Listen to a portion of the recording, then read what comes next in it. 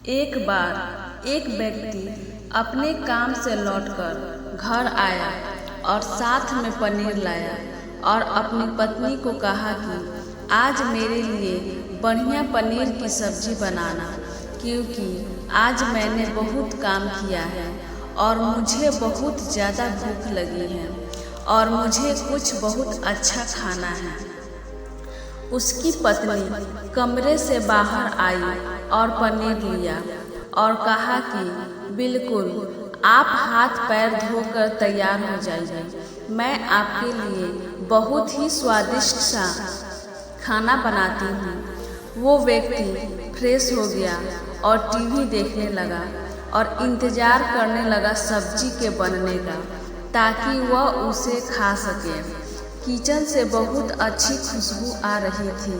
वो व्यक्ति बस सोच रहा था कि जल्दी से खाना बन जाए ताकि मैं अपनी भूख को मिटा सकूं। लगभग 1 घंटे के बाद खाना बनकर तैयार हो गया।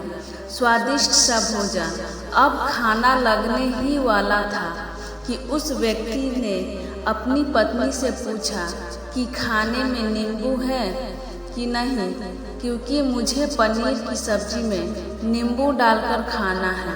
लेकिन पत्नी ने कहा कि नींबू तो ख़त्म हो गए, आपसे कहा तो लेकिन आप भूल गए।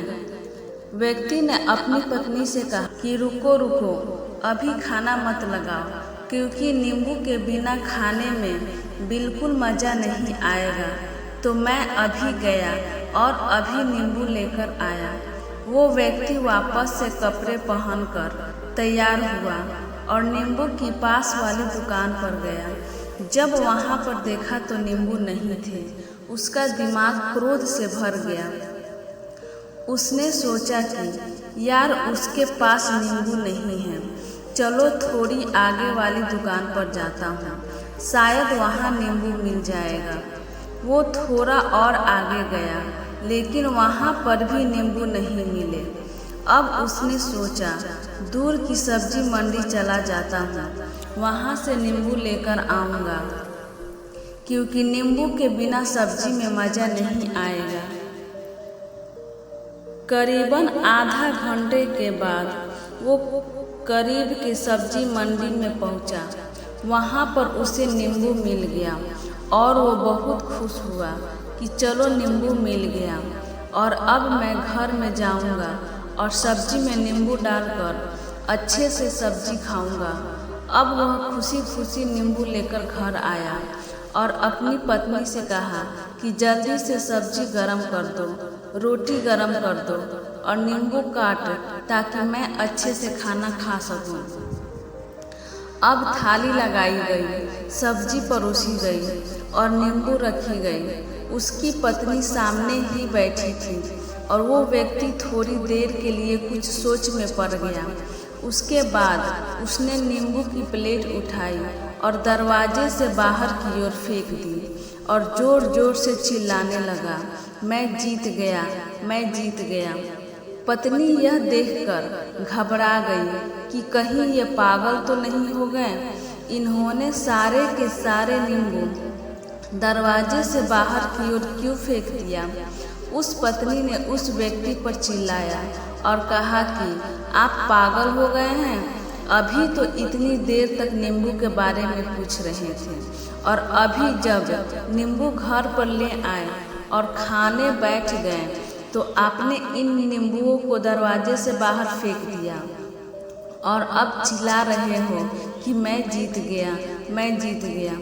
पत्नी पूछी, आप किस चीज़ में जीत गए? हुआ क्या? अब व्यक्ति खुशी खुशी बैठ गया और अपनी पत्नी से कहा, आप भी बैठो, इत्मीनान रखो, बताता हूँ कि क्या हुआ। आज सुबह से ही मेरी जीत मुझे अपने बस में करने की कोशिश कर रही थी। जब मैंने बहुत काम कर लिया तब मुझे बहुत तेज भूख लगी। जब मैं घर पर आया तो तुमने बहुत ही स्वादिष्ट सब्जी बनाई। उसकी खुशबू मेरी नाक में गई। फिर मेरी जीभ ने कहा कि इसे अब नींबू चाहिए। मैं पास वाली दुकान पर गया, लेकिन वहाँ नींबू नहीं मिले। थोड़ी और दूर गया वहाँ पर भी नहीं मिले तो मुझे उसने और दूर लेकर गई। मैं उसके वश में आ गया और जैसी ही वह कहती रही वैसा मैं करता गया। अब मैं वैसा ही करता गया जैसा वह मुझसे करवाती गई, लेकिन अंत में मैंने विजय प्राप्त कर ली।